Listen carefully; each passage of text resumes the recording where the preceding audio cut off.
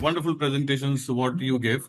So let us now take a quick deep dive sort of thing into the real nitty-gritties and how the real world applications. What are the challenges we are facing when we are trying to get into this traceability in automation. So my first question is like a very, I would say, a very open question. So, because we see that smart manufacturing is no longer a future concept, it is the reality. So, what according to you is one critical factor, no, that determines the whether the company should succeed or fail in achieving true automation and end-to-end traceability? Maybe I can start with Mr. Srinivasan to answer this question.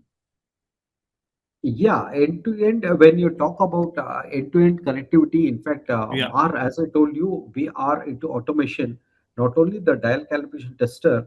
Of course, MAR has some MAR tools, like a handheld tools like a vernier or a micrometer or dial gauge, which is having a wireless output, which at the press of a button, the data can be going to a single server, or it can go to the manufacturing facility with a PC, so that no human intervention is there in between, and only the operator has to just press the button, and all the readings taken on their instruments, they are directly going to the server. So this is where we stand when we talk about the industrial automation 4.0, where in the Okay. earlier days we used to make a report and these reports would need to be scrutinized. Today they can be fed directly to the server, and from there the manufacturing or the production team, they can watch and they can just have the idea where exactly the measurements are going on. This is where we stand today. What according to you is that one factor that determines whether the company is succeeding or failing in achieving true automation and end-to-end traceability? First and most important is right from the Yeah. sensors, the proper selection of sensors. Yeah. Because many times people do not know how critical is the sensor selection. You can have AI, ML, big data, everything. But if your sensor, whether it's an RTD or thermocouple, is not giving the correct data, it's literally GIGO. So customers or whoever is implementing it, the system integrator or the end user, should first understand the criticality of the sensor. Is the sensor fixed correctly? For example, say vibration. You fix an actuator improperly, vibration on a generator properly. So your sensor selection, your sensor mounting, your cabling, it starts from there. Then, of course, as Mr. Srinivas pointed out, one of the important things is then the calibration. Periodic calibration of the sensors, periodic calibration of the entire process, so that what signal is going from your sensor to your PLC or DCS, whether it is wired or wireless, it doesn't matter. But is that the correct signal going? And then the most important today with the new concepts is adherence to standards. And that is what I said. ISA 95, ISA 88. These ensure that your batch control, for example, for a pharma, your interface to your ERP, your protocols can be replicated, can be scaled up and meet the industrial standards. And therefore, knowledge of these standards is very, very important. Okay. Great. Kunal, your views on this? Finding the right application, like if we are small vendors, then one particular application, whether it's uptime or a defect reduction or a traceability of the supply chain. So I would probably start with that, and then what it will require to automate the existing manual process to turn it into automate using sensors and infrastructure. So that is the first I would focus on, and then try to succeed that and eventually scale. And then one particular thing, yeah, like the sensor selection and having that first infrastructure right, and finding the value and then eventually scaling to Okay. yeah, like bigger. So that's something. Yeah. Okay. Kishore, your opening remarks for this particular question? The first, adding to what other members speak. So the first one is the investment. The people think about the investment because of small scale industries or medium scale industries. Yes. The ROI is the ROI is the return on investment is not too fast. And the second one is the cultural change, because we personally face these issues whenever we go to the small scale industries or when we want to like explain to the bigger team. So the cultural change, the people won't accept that is because they may think that they lose the job, or some cultural change, they are not adapted to the new technology. So the return to understand the new technology, and second one is the timelines. So the timeline is even though they started at a very fast pace because of the technical excellence, the lack of knowledge, or these missions are the very old missions, and they all have to get the very new missions or new technology and adopting those into our inclusive everything take a time. Initially it was fast phase, but later on they are just moving their deadlines to 1 month, 2 months, 6 months, like that. So initially they are going to succeed, but the the complete configuration of the MES system into the existing system, it's take at least 2 to 3 years. So these are the three factors which influence a lot for the failure or the success apart from the technical stuff. Okay.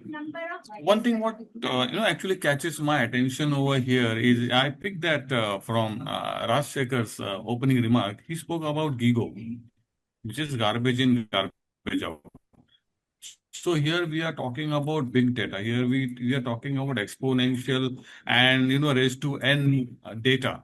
So how do we authenticate the data which is going on so that we prevent this garbage in, garbage out? So Rajshekarji, maybe I can start with you again on this. How to validate it? As I said, check the sensors, have a provision of calibrating. Let's say it's an RTD. Can you take out the RTD and check whether the RTD is okay? Then Okay. simulate the RTD into the conditioner, and that is the signal which comes to the PLC. So you Okay. are checking signal integrity right at the base, and then you are seeing, is that the value that is coming to your PLC or DCS or controller, analyzer, whatever. So right from, and then, as I said, selection of sensor, calibration of sensor, all that all comes into the picture every time. And this has to be done faithfully, at least on an annual basis, if not, on a monthly basis. Because And sensors tend to get spoiled, sensors tend to break, a cable becomes loose, and you will never know. You might think that everything is okay, and then your cable, because of the cable being loose, instead of 30 degrees, it's coming 300 degrees in the controller, and it is too late to see that something has happened. so are the organizations adhering to this, or is it mandatory? Is it okay? Now I have to do 1 year has passed. I have to calibrate the sensors. You could always do a field. In fact, most of the standards also specify that before the process, do the Yeah. calibration. So if you are doing, let's say it's a boiler. Once you have set Okay. up the boiler, do the sequence checkup before you start the boiler. A Okay. company like ISRO, even with 200 points, ensures that each and every sensor is correct, signal is coming correctly to the analyzer. They spend 3 days for us for a test, which may be 10 minutes. Okay. But to ensure the integrity of the signal, they would spend 3 days to ensure that 500, 600 sensors are all giving correct reading, because you can't repeat it. Okay. A rocket or an Yeah. aeroplane or a car is tested once. You cannot repeat the test. So therefore, Right. your signal integrity is the most important. And then, of course, any process loops or calculations or anything, all that can be validated almost as like a small trial before it goes into the main system. Okay, great. Anybody wants to respond to Rajshekarji to add something? Yeah, just adding to Rajshekhar ji. Yeah, that is one thing. The data, whatever we have taken from the sensors, is reliable or not. So, but for that, now we are getting very algorithms, the machine learning models, very. Sorry, because it's not like a 1 day data, 2 day data. It's like a continuous data that was generating. So if you use some mathematical models like linear regression models or any statistical approach, some of the outliers will be there definitely. So those outliers, like using this data filtering and everything, you can take out that outliers. So the Okay. data which is the reliable, yeah, that can be used for sure. So yeah, based upon the latest technology, yeah, we at least we can certain on that one. Okay. Moving on, let me get Srinivas into this.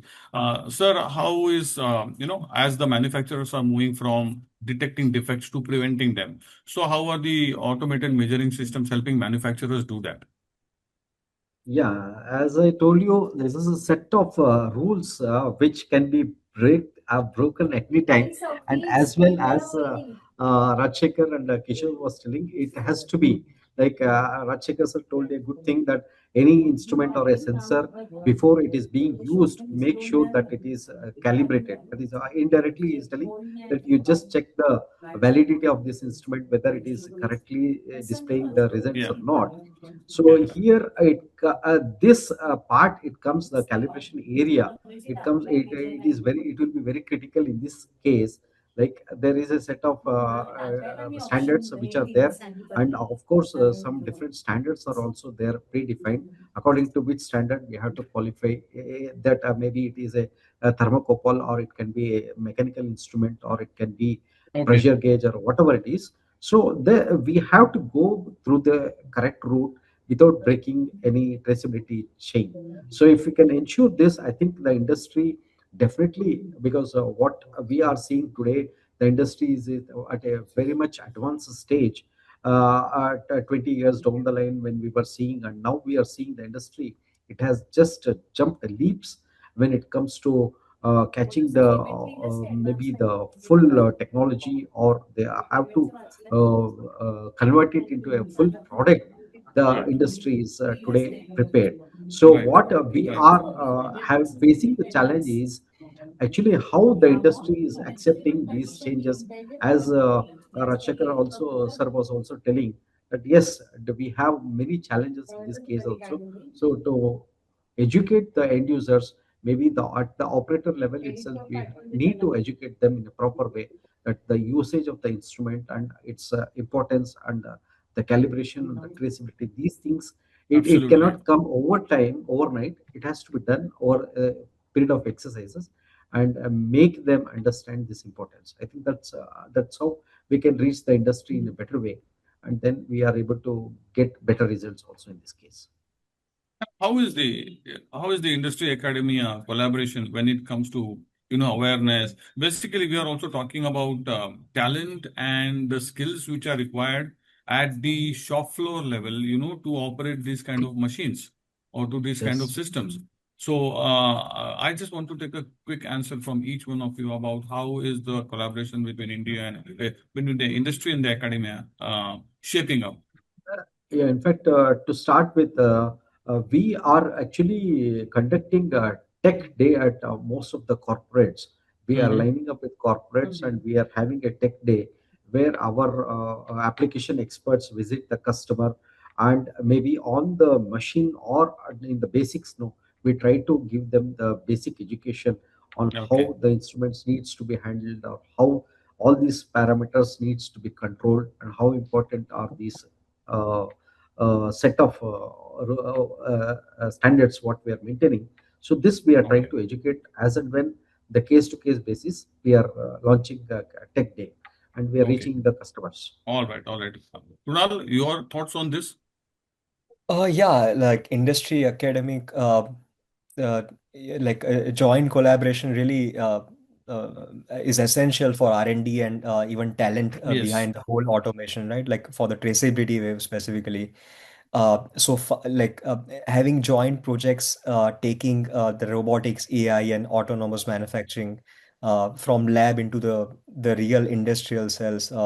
absolutely. Even one of the company that I'm working with, they have a good tie-ups with some of the premier Indian institutes, and also like universities are acting as a neutral test bench where small manufacturing engineers can trial automation, industrial IoT, and even some of the AI use cases, which are teaching as well as uh, Hmm. like concept proving before it can actually run on demo lines and investing on their own shop. So, uh, and also even some of the national and regional initiatives right now explicitly tie, I mean, government, universities, and manufacturing together to push this as well. So, yeah. Okay, okay. Kishorji, can you take us through this? Yeah, definitely.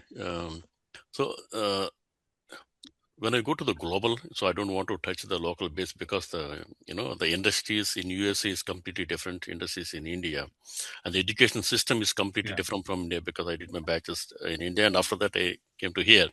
So here, what I have seen is right from high school. Okay, right from high school, the students will be involved in the industry like Caterpillar. Like they will recruit hundreds of interns. They will give the summer interns for 2 months, like every year, because the people who work on the shop floor really they are not like graduates, like they will finish their education like associate degree or diploma in IT, whatever it may be.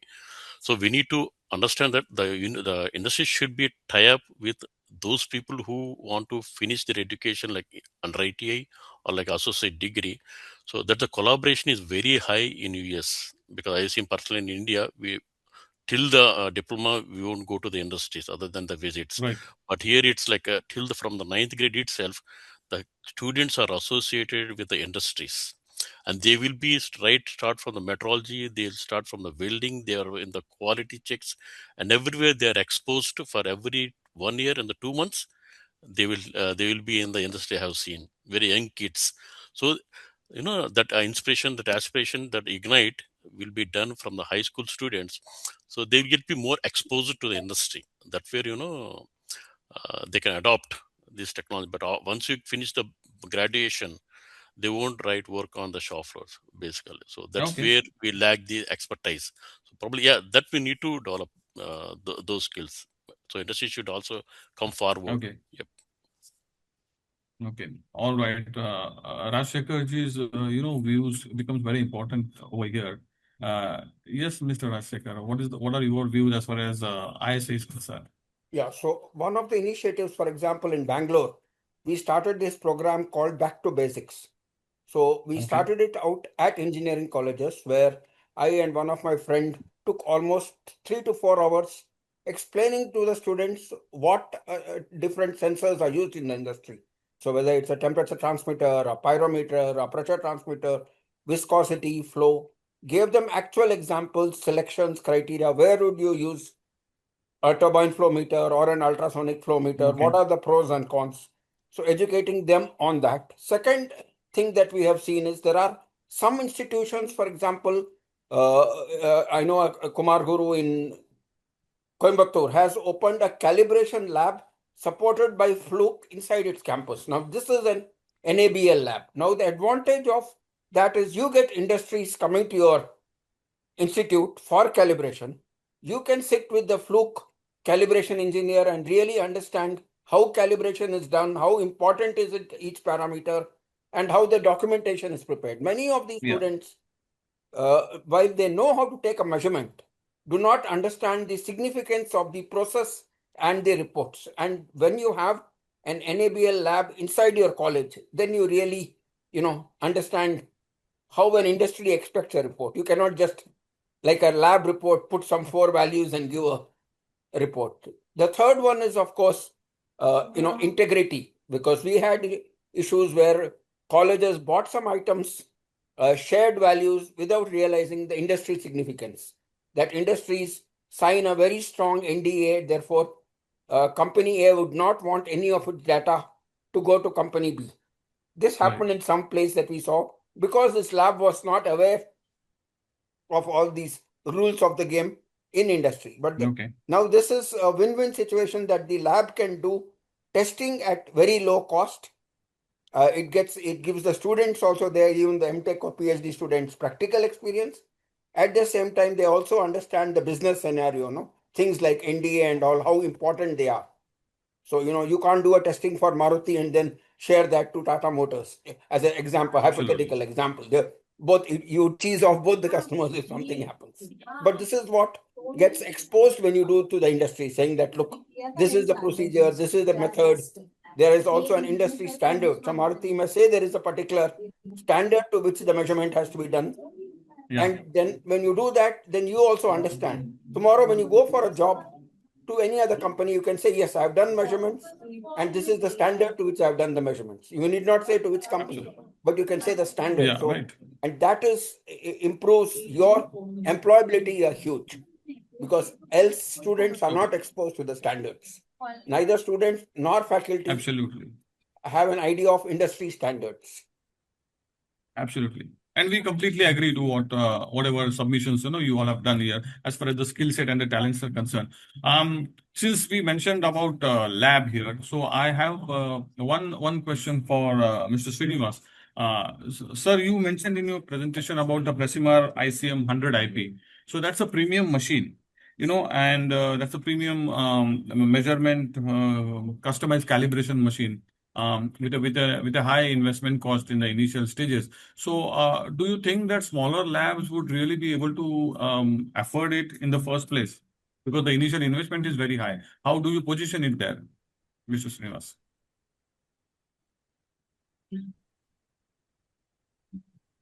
Sir, you're on mute. Yeah. Yeah, this is a good question. In fact, we are having a challenge from the industry because, as you rightly told, since it calls for a big investment and this very high sophisticated instrument may not be accessible to the tier 2 and tier 3 industry. But at the same time, we have seen customers who are ready to make an investment because this is a very good instrument with a very good ROI where manpower is totally reduced and you can utilize the idle time of one manpower for a more productive utilization. So in that case, when it comes to the industry, they may think of this ROI in the gap of say 5 to 7 years, not maybe immediately, but we are having a very good inquiries for this instrument, not only for this, for our other automation instruments also, where we are having the wireless transmitters for the vernier or a micrometer or a dial gauge. So the industry, when they are having the challenge that they have to accept that what is required, people are not hesitating to make an investment. This is what the industry we are changing. We are seeing the change. I think added to what Okay. Mr. Srinivas said, Also, many of your us thoughts on also the do the productivity calibration. claim. Hello. Just Yeah, Mr. continue, Sagar? Mr. Rashekar. Yeah, okay. So what I was saying is exactly what Mr. Srinivas said. It is a problem in terms of budget. So many of us, including us, have set up labs by ourselves. So the smaller company need not invest. They can come to my office and get the items calibrated. They need not spend a couple of crores in getting the calibration initially. And maybe once they justify that the calibration or the services is required continuously, a startup, for example, he may not be interested in buying equipment. So he says, okay, can you do the measurement for me? Yes, I'll do the measurement for you. You pay me whatever the amount. And once he gets used to the measurements, understands the type of equipment that he has to buy, understands the type of technical knowledge that his manpower has to analyze, to use the instrument. So till then, it's a hand-holding exercise for him. We do the measurements, give him the data.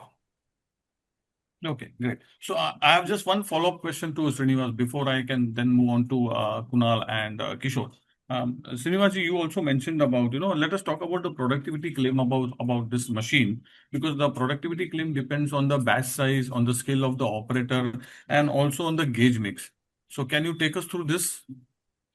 Yeah, in fact, when we talk about the total productivity, we have customers like Maruti Suzuki or many big corporates like Allison Transmission, where they are having dial gauges in the order of say 400 or 500 dial gauges, which needs to be calibrated periodically, at least quarterly. Then they really have a challenge that every day they have to run at least 2 shifts only for the dial gauge calibration only.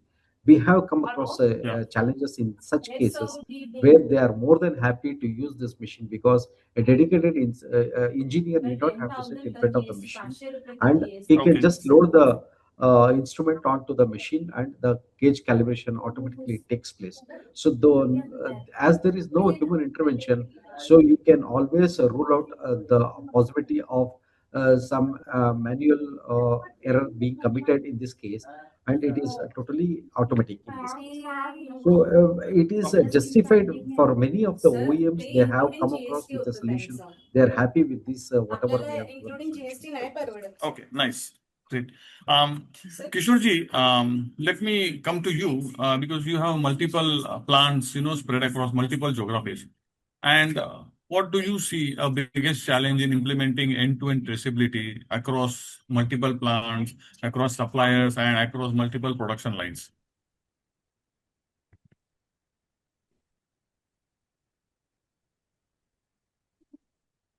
Sorry, yeah, it's a good question. Yeah. Uh, yeah, I know we have across the globe we have Canada, Mexico, India, Australia. So it's like and so for every vehicle we have a mission number. So that's the first thing, and we have the telemetrics for every mission. So even if you the mission is in the Chile, in the South Africa, wherever it is, okay, we can track that mission. We can track with the telemetrics, and we have the data for every second. Every second, what is the mission is doing basically. So the for each mission we have a number, and for each mission we have the all the components or the parts or the hydraulic system, pneumatic system, electronic system, everything was given on tag number for each component. So that tag based upon if something like some powertrain was failed on it, the same powertrain components we will have like 3 4 suppliers, not just a single supplier. Okay. Okay, so based upon the mission number, we will trace that mission number, and we have observed that what is the tag number. So based upon the tag number of that particular component, we can hunt the supplier. So yeah, that way we can trace it out. But sometimes it's challenging. Yeah, for the new missions we have this technology. For the old missions we don't have that much of technology. Even we used to sell to some other dealer, and it will goes to second hand, third hand, fourth hand, like that. So somewhere the disturbance will be there. But yeah, it's a bit challenging. But we have our own ways to to trace it out. Yep, based on the tag numbers. Okay.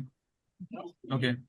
Kunal, your response to this, is there any way to trace it out? How do they overcome the challenges? Yeah, so I completely agree. What I have observed across this industries is like different suppliers, plants, and logistic partners have their own ERP spreadsheet and labels. So, uh, uh, like stitching a single like digital thread from raw material to customer is like difficult, fragmented data and systems, right? And then at the same time, even lack of interpolability between the solutions. So that is another big challenge. Also, data schema across all the different supplier. Uh, so yeah, incomplete scans, manual entries, or offline operations. That is again one of the challenge. So uh, yeah, I mean standardizing is always a big challenge. So typically, how we approach is going with like one particular traceability problem, which and prioritize it, and then try to yeah, basically. Okay. So yeah, in our case, one of uh, the challenge was the uh, lead time and then constant supplier push outs. So I Okay. think we focused on that application first. Okay. So according to you, can AI significantly improve the quality control and reduce manufacturing defects? Where do you see the big opportunities today in this particular scenario, Kunal? So I think three areas where I see the opportunities. First is the uh, like original equipment, like downtime minimization. So real-time automation monitoring can improve availability, it can improve performance and quality. Okay. So altogether can improve the downtime. Second is all the defect reduction, especially with the automated inspection via like machine vision or some of the IoT sensors. It can Mm-hmm. catch deviations at the source, making the root cause analysis, which is taking a lot of time of engineering, that can Yeah. be yeah, and then even connected shop floors, turn raw machines, signal into some actionable insights. Okay. So I think these are the three areas where it will be really helpful. Okay, let me bring in Kishore again. So, what are the most significant business benefits and manufacturers gain when automation and traceability work together very effectively? Yeah, one is the return on investment, because whenever you go for automation and tracking and all this the monitoring and everything clubs together, Yeah. the first thing what we get is the quality defects free. And the one the because once if something is going wrong or if it's out of the deviation or the tolerances, we will act very immediately Okay. with Okay. with not any assumption, with with the data. So we go there, we'll sort out the stuff, and the quality defects will be done. The downtime will reduce. So once the downtime will reduce, we'll get the more productivity will be improved. The OEE, the overall equipment efficiency will increase, Okay. and raw material wastage will be reduced. The man hours will be increased. So all these parameters will benefit a lot in the return Okay. of investment. Next section of cross questions. Here in this round, what we will do is we will have one question for two panelists. Okay, so there will be two questions, and between four of you, two of you can answer. So the first question is for Mr. Rajshekhar and Kishore, and the next question would be for Kunal. Sorry. And the next question will be for Kunal and Srinivas. So the first question, Mr. Rajshekhar, is what should manufacturers prioritize, sorry, automation, data integration, or traceability? And why should they do that? I mean, I would say it all goes together, because there is no you cannot retrofit a controller. You cannot buy a controller today which is 1% accuracy, and then after 3 months, Right. your end user says, no, 1% is not enough. You should have gone into 0.1%. So you do it right Okay. the first time, and then now depending on the process, whether you want a sample testing like most other Yeah. companies, or you want to do like some of the companies like Apple, which say 100%, then the question is your cost and Right. how much of it can you really pass on to the customer also. Okay. So if Got you are it. doing a sample testing 1 by 10, then you don't require intensive, end of line systems. But Okay. if you want to check every compressor, then you have to invest more. And Okay. your Got cost it. of recall is very important. So you have a good product tested, it doesn't come back. Okay. Kishorji, your thoughts? What Yeah, would it's you it's all based prioritize? on, yeah, it's all based on the industry. See, if it is like aerospace industry, and wherever the precision, the accuracy plays a lot of role, and there they have to go like a hand in hand. If it is like a normal industry where the job orders will be there, okay, Yeah. there we can prioritize the manufacturing first, and thereafter, because the investment it's a huge investment to integrate all these things, and some of them they may not be ready. So it's all depends upon the like rate of investment, whether it can be grabbed quickly, or it's like over the 10 years of the service, or like the best of industry. Pharma, some of the crucial industries are there, like pharma and aerospace, where their lives are matters, really matters. So they have to Yeah. go in by hand in hand. But the small scale industries where they cannot afford, yeah, they can prioritize first the Absolutely. manufacturing once they're data driven, like that traceability. Yeah. Okay. So the next question is for Mr. Srinivas and Kunal. So I would begin with Mr. Srinivas. So what do you think, sir? Can a factory be called smart without complete traceability from raw material to finished product? Yeah, I think already Rajshekhar and Kishore has given their I thoughts on this. already done that here. Probably as it's a totally case to case basis, depending on the final product, what they are delivering to the industry, this will be very critical. So, as Kishore ji was telling, if it's a aerospace component, then definitely the amount of inspection and the amount of precision and Yeah. accuracy, it all plays a major role. And if it's a small plastic component which may not be having a very impact on the final product, then definitely your order of preference could be coming down based on the end product. So the Right. whole industry actually, it all depends on the industry at what a critical stage they are manufacturing the product, and where it is finally going to get fitted. All these things matters a lot. But today, with as I told you, with the education level increasing with the operators, and the management is also getting involved more into such things, the education level, and I can say the thought process of the industry, the total team who is involved in such things, no, it has Yeah. gone up to the next level, and people are more educative and they are more selective in such things. So it Okay. matters a lot. in such things. Okay. Kunal, your thoughts on this? Yeah, sure. So, factory can definitely be smart without 100% being automated. Yeah, as far as it's like able to be connected, data-driven decisions, not a matter of just robots.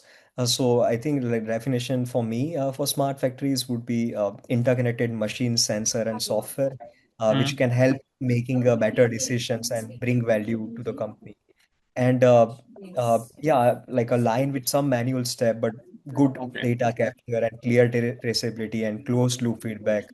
Uh, as far as it's bring the operational efficiency and better cost of ownership, so it's a win. So uh, I think yeah, we don't need a full automated lights out plant like for small or medium scale as far as it's Okay, giving a yeah. good When do outcome. we, when actually, gentlemen, when do we see someone producing with a mantra of actual zero defect manufacturing or no recalls? Uh, Maybe, Kunal, I begin with you on this particular question because this is very important. We see with the whole systems in place, the whole data in place, the whole lot of smartness in place, using some of the best technology in the world, still we have products which are defective, which are recalled. There are many examples of cars being recalled at a global level by some leading car manufacturers, and they are like the German car manufacturers. So can we see a zero defect manufacturing in the near future? Yes, Kunal. Uh, right. So for products like automotive, there are like 10,000 different uh, like components and integrating it to making a perfect car, right?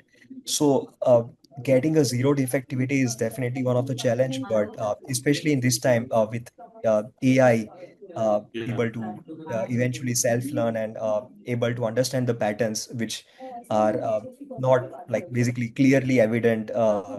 So this is definitely an area where uh, leveraging AI in all the individual component level along with system level integration will eventually be able to bring down that. Okay. One of the analogy we have here is uh, like uh, and a car, especially in autopilot mode, right, has to make like thousands of decisions in a very split second. And Yeah. now uh, we are comparing its efficiency with a normal human in terms of rate of accident. So if that is bringing lower than that, so that is a clear success, right? So similar to that, I think even in the quality and defect space, uh, it definitely has a potential, like yeah, to bring like almost like uh, close to zero defect in manufacturing. Close to zero defect. Okay, close to zero defect. Srinivas, sir, your views? Close to zero defect and zero defect manufacturing. Yeah, We still have a gap yeah. there. In fact, this is a dream for every manufacturer that it should be there. But Absolutely. okay, there is a very old proverb. Maybe you all may laugh when I tell that. There was a saying that unless until quality is not your sixth sense, your product definitely it will be in your fence. It will not move out of your fence.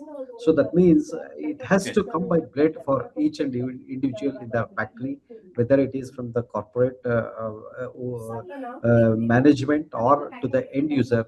This quality should be in their blood right from the scratch until the end product it goes. So whatever the great manufacturers like Ford or Edwin Deming, who all have given the thoughts of this quality, it goes by the word. Yes, you have to be perfect in each and every step.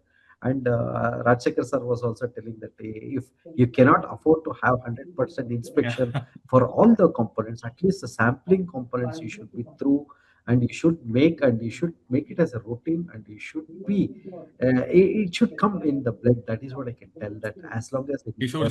Kishorji And is all to smiles. Kishorji is all It smiles can be because he is the as manufacturer. So let us take Kishorji's view on this. So this is his then views will be very interesting. Kunal sir's point of view, yes, it can be achieved. I go Yes, with that. Kishorji. Then I come Yeah. to So Rashikharji yeah. for yeah. So one industry where I can see, the people who invest more, definitely we can assume that quality is good. One industry I can see is the medical industry, the surgical Okay. industry, and in the medical industry, what are the equipment that we kept inside the human that should be more precise, more accurate, more quality. There is no chance of even like 0.001 malignity. Okay, it should be like Absolutely. zero defect. So that is one industry I can assume, yes, because where the investment is huge, whenever we have the investment is huge, and the people affordable, because every time everybody is ready to invest in the medical side. Okay, so that is Absolutely. where the money is there. So where money is there, the quality is there, basically. So that is one industry I can see. Yeah, we can achieve the zero defect for sure. Okay. Rashikharji, what Yeah, are your as you views said on this? correctly, two places. One is, of course, the aerospace and defense. Yeah. Once a rocket goes up, it cannot come down. So if you have to do 25 tests on the rocket, you do 25 tests. Because once it goes up, you're talking of maybe $500 million of rocket and satellite together. So, for example, ISRO is so insistent that a sensor, you could lose an order if the sensor is, 0.2 grams more than what they have specified. They check even the cables to make sure that the cable doesn't, Okay. fail in space. So, and then the chambers and shakers and everything. That is one. The second is, of course, I mean, the same thing applies to the guns or anything used by the army. So you cannot have a defect in the LCA when it is guarding our borders. So the amount Okay. of investment that is done in these two sectors, yes. And the third one, as they said, medical electronics and pacemaker, for example, you can't have it as a defect. It's inside your body and it's permanent. So if it works, it works. All right. And you are not going to remove it for the next maybe 5 years, 10 years. Okay. Right. Absolutely. At the same time, there is also the reputation. And I was saying there's a small joke that, years back when the large companies in India used to buy, components, and they will say a defect of 5% or something is allowed. And the Yeah. Japanese fellow said, what do you mean by 5%? Then he gave 2 packets, he gave 100 good capacitors, and he said 5 bad, because we don't make anything bad. Everything is good. Since you wanted 5% defect, we have given you 5% defective sensors. But else nothing comes out of the factory which is Right. not perfect. So, the Japanese philosophy, the German philosophy is either it Absolutely. is good or it is not good. There is no, the acceptable or what we Right. would say chalta hai and all that. Nothing. Yeah. Great views, gentlemen. Rashikharji, I'll begin with you. One question, one simple answer, one word. So, here is your question. One technology every manufacturer should invest in today. Maybe smart sensors. I would say MES. MES.